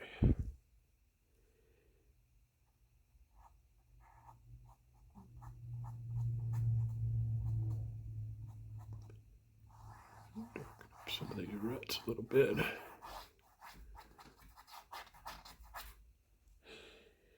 Okay, I think that's as far as I want to go on that. Let's start on that puddle. All right, what's going to be reflected in this puddle is what's directly above it. So that tree is going to come down. Some of the fence is going to show up here. I think the easiest way for me to get that to work accurately is to flip the canvas. So I'm going to flip over. Right, that makes things weird. And I'm going to just start with just some black, some dark brown, dark black, whatever this dark color that I already have made here. And just start looking at where this would be. So basically everything from here is just flipped up. So my tree, the top of my tree is going to be showing here. So something like this. This is kind of scary. That limb comes out.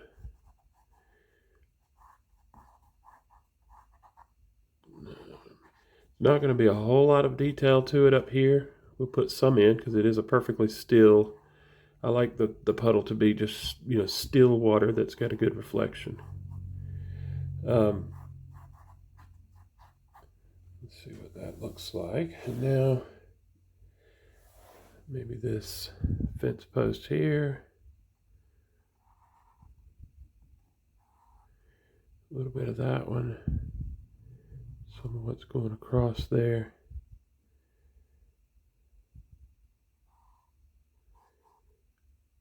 Some of this as well. The tree's a bit bigger. Now I've got some smaller limbs that are going to come out, and I'll do those with my other brush. I don't think anybody's going to, you know, measure this and see if it's exactly the same as what's above. But I want to get it close. Just some of these limbs, not everything. And the water's going to distort it a little bit, so it's not going to look exactly the same anyway. It's mainly just going to be a dark version of what's up there. Darken that a little.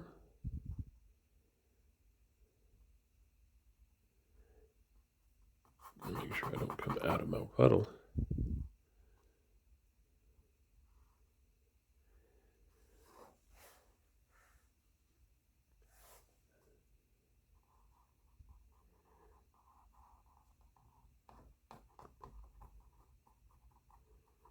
I'm using this lighter brush. Probably should get a bigger brush for it.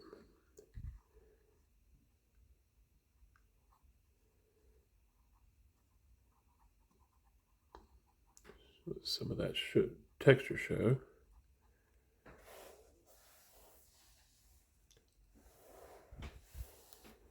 I think I want to let these limbs be some of the higher limbs so I can put some of the little leaves in there too.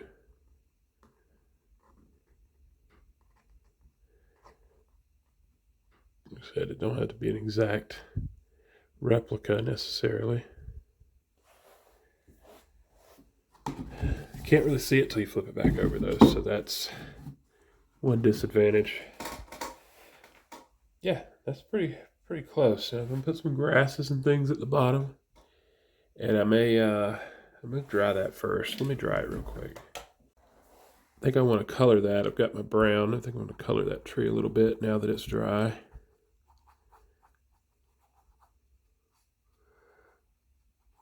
Just a little. It wasn't dry enough. I pulled some of the paint off. That's okay. I'll put that back. Now, some of those green leaf dots in there that we had, just a few. Just to show that's what's going on here.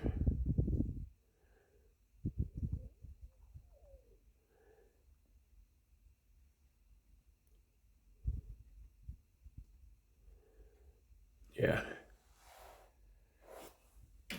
Dry that again so I can darken it up. Okay. Get that back to dark.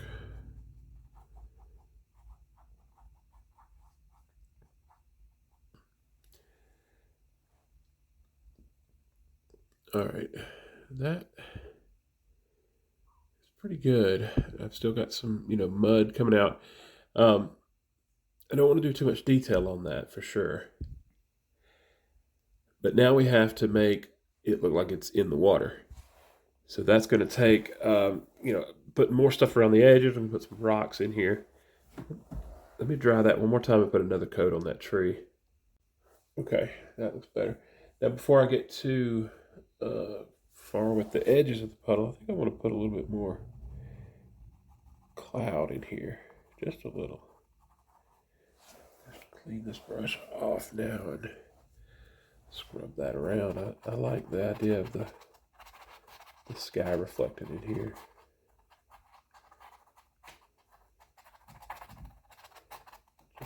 Just a little. Yeah. All right. So now, how do we get that to look like it's really water, like it's really there? Part of it is going to be just going back around the edges and defining where the mud is, where the water is, which we've done some of already, but doing a little bit more of that now.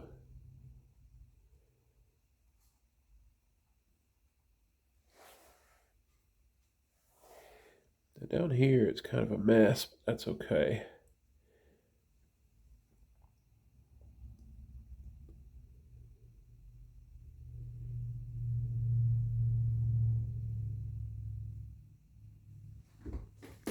One thing that's really going to help is if we're going to put some rocks, just some, whether it's rocks or just, parts where the water's, where dirt or something showed up under the water there. I think that'll help.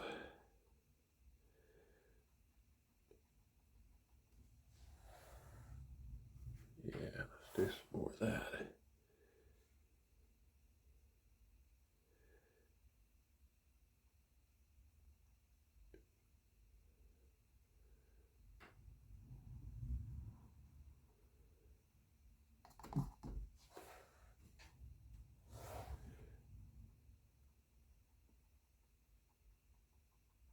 This road would have, gravel mixed in over the years.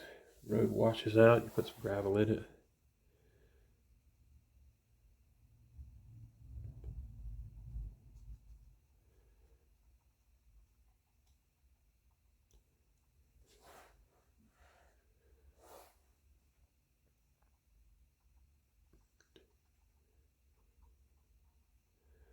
Maybe some bigger ones, some smaller ones, some lighter, some darker.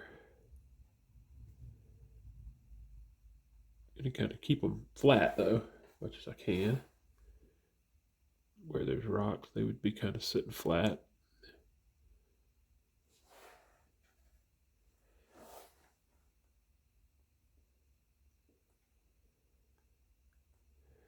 especially in the water.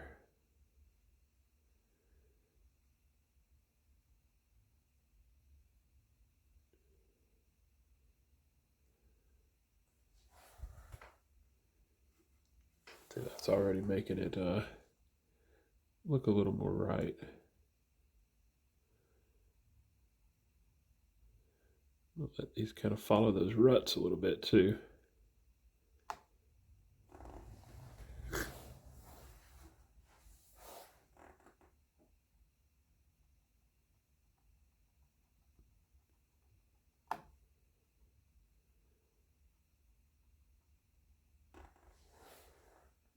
Give it a little bit of lighter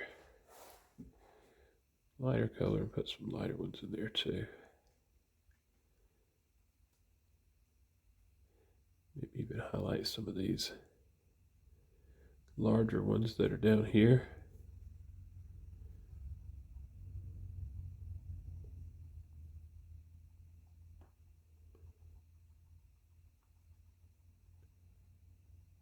The thing we can do is use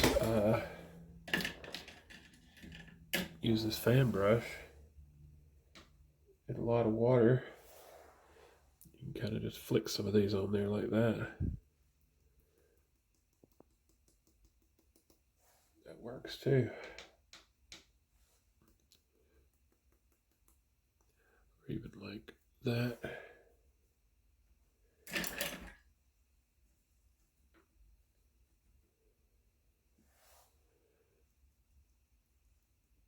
Just got to have a lot of water and not be afraid to make a mess.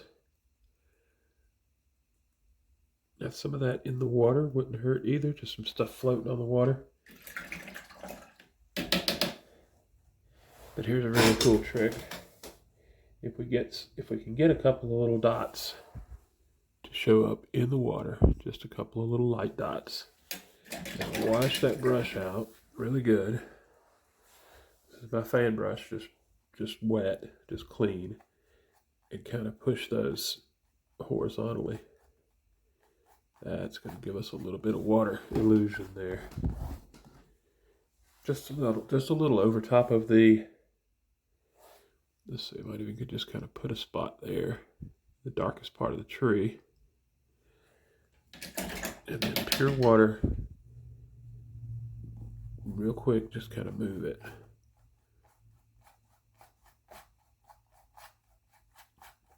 Yeah, like that. That helps. Let's do a little bit more of that up here.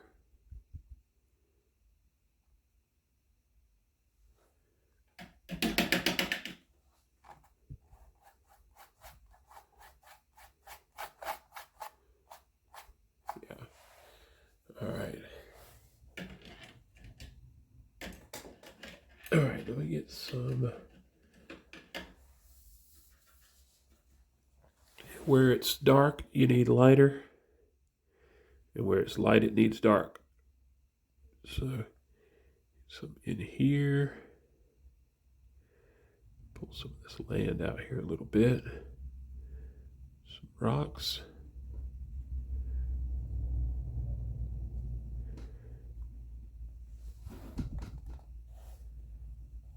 I like that. That's kind of ruddy. We'll let that run a little bit.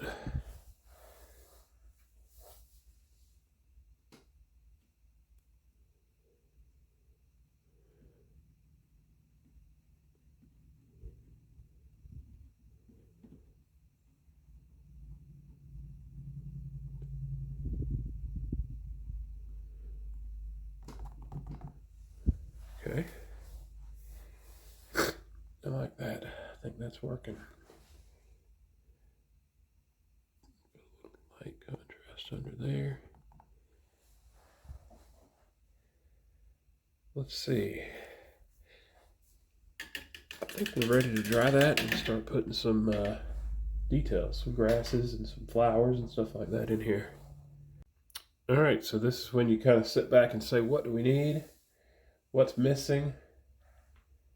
One thing I noticed that I do want to do is put just a little bit of highlight on those other fence posts. Like I said, that's a barbed wire fence. I may put some wire in it in a minute, but just a little highlight on some of these bigger ones. I'm just going to take that and kind of smear it.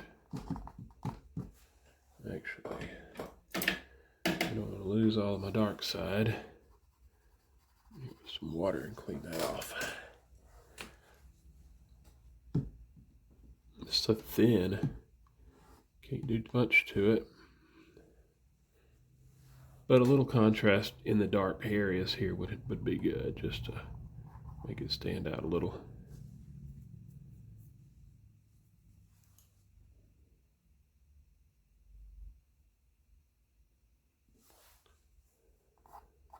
That's probably good enough.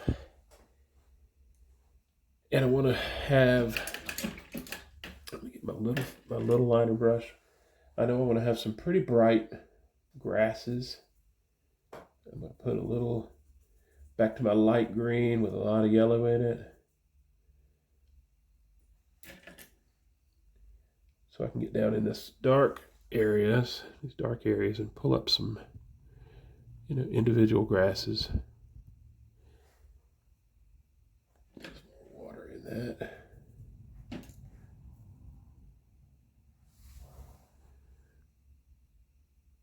Doesn't take much of this to really make it stand out.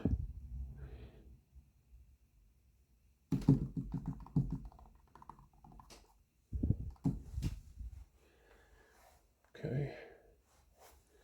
Same thing over here. Now over here it's really going to stand out because it's dark, dark, dark.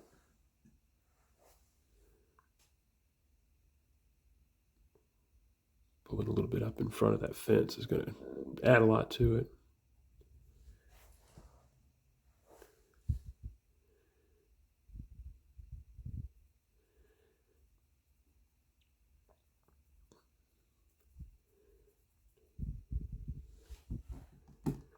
Now when I do these grasses,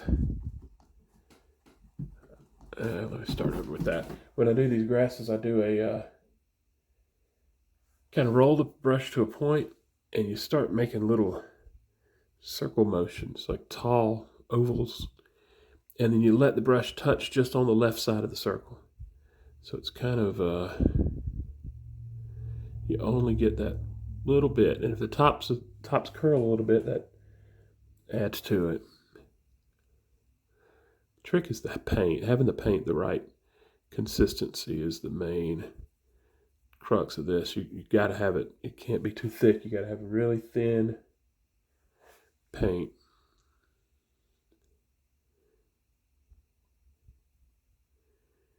Just do a little of this. I don't need a ton.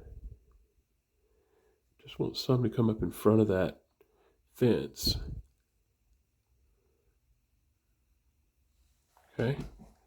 We've kind of touched the bottoms, kind of blends them in a little bit with the ground. I'll do a few more over here. Even though that's in shadow really good, there may be some spots where the light gets through. That's a little too much.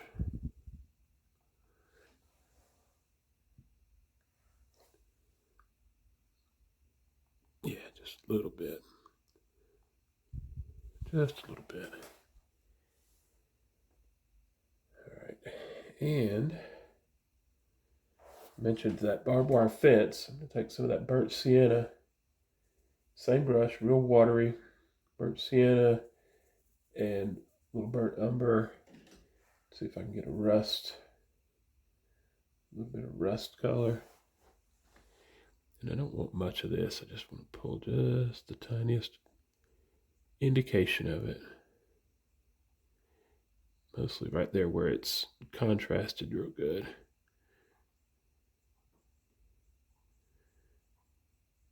Tiny, tiny lines. Yeah, just enough. While I got that brush doing grasses and such, might look good to have some grasses reflecting in the water here. I can pull that off.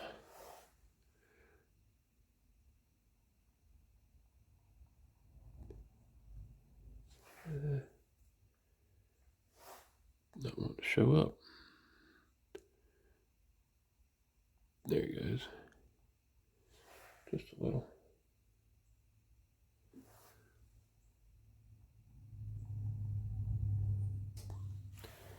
All right, and now, last thing I want to do, put some little flowers in here. If I want white flowers, first thing I need to do is make some gray. This is kind of almost going to be my shadow color from my road. It's kind of that bluish gray. And in the shadows, down here in the dark areas, is where these gray ones will be. Just tiny little dots here and there. I like to kind of cluster them up.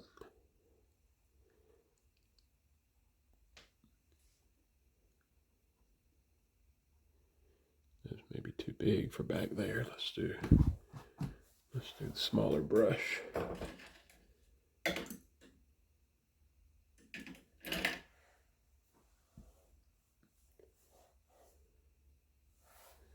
Little brush back there. There we go. I'm keeping these gray ones in the shadows. Whoa, not that.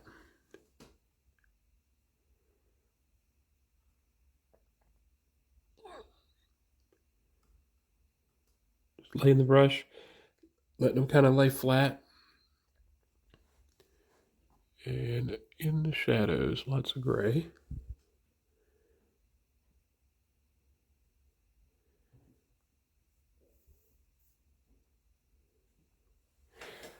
All right, then we'll go back with white. And a little water. When you have those gray ones in the shadows, and then you add the white ones in the light, it really makes them jump out. That's too big. Be careful not to get them too big, too far away.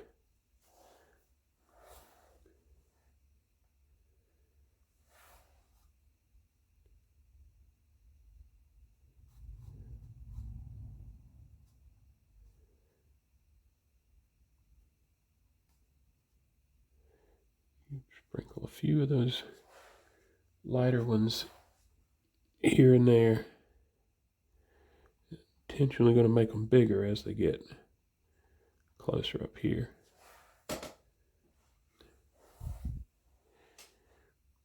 Put some of these lighter ones back on the back side of the fence over there.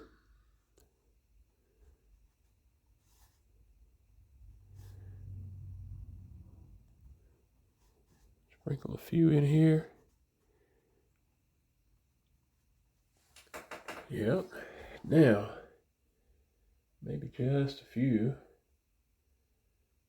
yellow ones. I don't know what kind of flowers these are. I'm not a flower person. I just think it looks cool.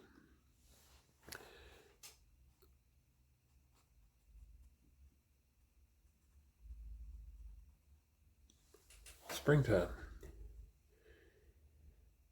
Okay, I think I want one more little detail here. And for that, I'm going to get some black to make some more real quick, because I think I've used it all.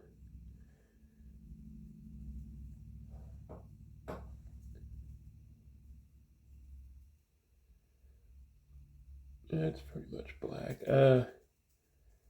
Now up, way off in the distance, way up here by the house. Let's see if I can get a cow in here too.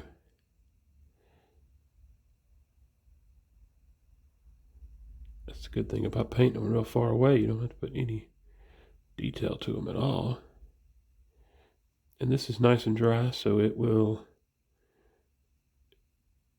wipe right off if I don't like it. These can just be spots. I mean, they can just really be very loose indications. Tiny little animals out here.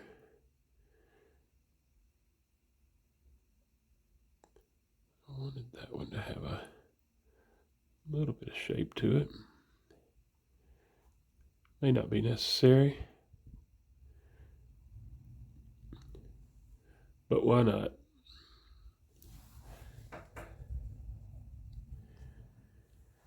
I think I'm gonna call that done. I don't know. I'm looking at it now to see if there's anything else that jumps out. I don't really see anything. I think that's going to be it. Like I said, I'll put the sketch in the description if you want to try this one. I encourage you to try it. I appreciate you watching. If you haven't already, subscribe to the channel. Do. I try to post pretty regularly, every couple of weeks. I've also got my live class videos that we post, and those are a little rough sometimes because they're kind of hard to record live. But you know, check out the channel. I appreciate the support, and see you next time.